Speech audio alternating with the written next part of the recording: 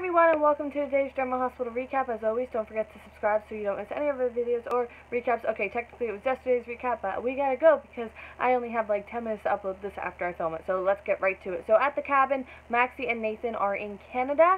They've been following up on Claudette's disappearance. They have struck out so far, but Maxie wants to go through Claudette's stuff because she thinks that Nathan would be a better eye than Claudette's mom was, just because he's a trained police detective. So she'll keep Claudette's mom busy while he goes through the stuff like tomorrow, though, because it's night. They're also working on finalizing the divorce, and he brings up them possibly moving out of her apartment and into a house, and like a 3-bedroom house for them. And then when Georgie visits, and maybe if Georgie has a brother or sister, you know. And she's like, wow, you really thought about this, and she's totally on board, but he has a condition. So in the cabin, there's like a mounted moose head over the fireplace, and he wants one for over their fireplace.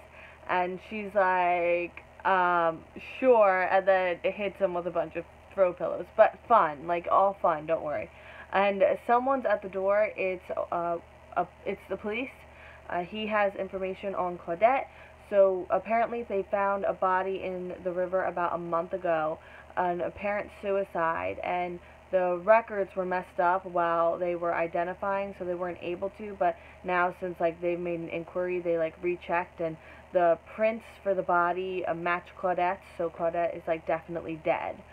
So Nathan can't believe Claudette killed herself, and now at least they know what happened to her. And meanwhile, I'm sitting here like, wait, you still know she got off the plane with, or like, someone who looks like they could be her, got off the plane with a mystery person. You know Valentine's people have been going after her, and you're going to buy into the suicide story? Like, I was kind of disappointed, to be quite honest with you. And basically, you know, with all her faults, at one point he did love her, so, you know, of course he's affected because, you know, he's a person with a heart. At the Metro Court, Nina and Charlotte are having maybe dinner, I don't know, whatever time it is. And they talk about skating lessons, and then Valentine comes in. So, like, I'm literally so angry. But, so I sat through my anger, and I just watched the show. And they tell Charlotte that they got married, and she doesn't seem thrilled off the bat. And Nina, like, names all the things she can come to her for, and, like, and she really doesn't seem happy. And then all of a sudden, she, like, switches on a dime, and it's like, yay, it sounds wonderful. And I was like, that was kind of weird. Like, I'm not going to lie. So they tell her about the wedding, and how, and Charlotte's like, oh, like Cinderella, and she's like, it is the opposite of Cinderella, blah, blah, blah. Like, I'm so angry. So Valentine got them rings, and she'll help them exchange rings, and, you know, just all that stuff. So Valentine gets a call. It's the officer from Canada, and he says he did what Valentine told him, and they believed him. Okay, so Claudette, not dead, just kind of being held prisoner somewhere, you know, of course. Why, like, yeah, of course. So at Franco's, Franco comes into his house. Kiki's there. She offers him leftovers. She apparently had left him a note about moving to Los Angeles that he never got. But she's back now, and she tells him about Dylan and how they're together. And he's really happy for her. But she can tell something's on his mind. But he doesn't want to burden her. And he tells her about Tom's murder because she, like, insists. So he says he had nothing to do with it, but his alibi is, like, really bad. And he says he already knows who killed Tom Baker, but he feels he can't go to the police. So he feels the person who did it shouldn't even be punished. And he hurt someone in that person's family, and she was probably defending herself. And Franco doesn't want to take the chance of the police not, like, buying a self-defense story. So he doesn't know what to do. He's super conflicted. But he knows he risks losing Elizabeth if he continues on this road. And, you know, they're taking a break now for his suggestion, and he swears Kiki to secrecy about all this. So he says maybe there won't be enough evidence to charge him, and Kiki's like, yeah, but it shouldn't even get to that, you know. And Kiki tells him Elizabeth stopped by earlier today, so what about that? So at Alexis' place, Julian wants to talk about Tom Baker, and Alexis isn't drinking. They talk about it. Is there anyone else that can place her there? She doesn't remember. Oh, the owner, Jean. So she says he covered for her, and he assumes that she did catch up with, or that Tom Baker did catch up to her, and he covered for her. And he asked if anyone, Julian asked if anyone saw her in the alley, but something's coming back, but not quite. Maybe she's seeing Tom Baker, like, in their house, like she's hallucinating him, and he's offering her liquor and saying she killed him.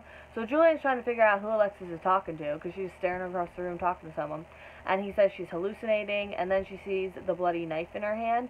So she blames Julian for the path she's on, and suddenly the knife turns into the dagger. So, oh, I feel so bad for Alexis. So at Jean's, Sam and Jason are still there. He tells them nothing was... Oh, he tells Sam that nothing was left in the office when he and Curtis got there, except a picture of a little boy, and Sam thinks there's something familiar about him. So the photo paper is decades old, and Sam thinks that it's a picture of Julian. So they think whoever the person is has a relationship with Julian and has known him for a really long time. So he says they should see Sunny and tell him what they've got. At Sunny's, Sunny's not happy with Nell, and Nell says that that's not what she meant with Carly, that she's seeing him. You know, Carly wouldn't stop dropping hints about Michael, and she thought since what happened was there, you know, that wouldn't be a great idea. And she didn't mean anything about it, but now Carly's curious, which upsets Sunny. So Nell offers to fix it and tell Carly the truth, aka she thought, you know, that the guy isn't married, you know, stuff like that. And she thought she was protecting Sunny, and none of it was her fault. And Sunny's like, yeah, it never is it? So then Sam and Jason come in. So they update him on everything, and Sunny thinks maybe that this boss lady is a possible smokescreen for Julian, but not so much. And then Sam has to leave the room. Jason asks about why Nell was there. And now end scene. So Nathan's going to tell Claudette's mom in person, and then call Griffin, and someone has to tell Charlotte because Claudette's the only mom she knew. Nell arrives at the Metro Court. Carly's already on the plane to Australia. Sunny doesn't think Nell is as innocent as she appears. Oh, him and Bobby need to get talking. Seriously. Franco's happy that Elizabeth was there to see him, but it doesn't really change his plans about, you know, what he's going to do moving forward, because he doesn't really know what he's going to do moving forward. And Alexis says Julian doesn't love her. He was going to let her go to prison, and she needs air. She wants a drink. He holds her. He's going to help her, because she has broken down. Seriously, like, oh, I feel so bad for her. But in any event, thank you so much for watching. Technically, this is yesterday's. I decided to transfer everything onto my new phone, and I didn't realize it would take close to 4 hours, so it didn't get done until after midnight, and I was exhausted, as I am after midnight. But thank you so much for watching, and I will see you later today for more Drama Hospital, and I hope you have a great day. Bye!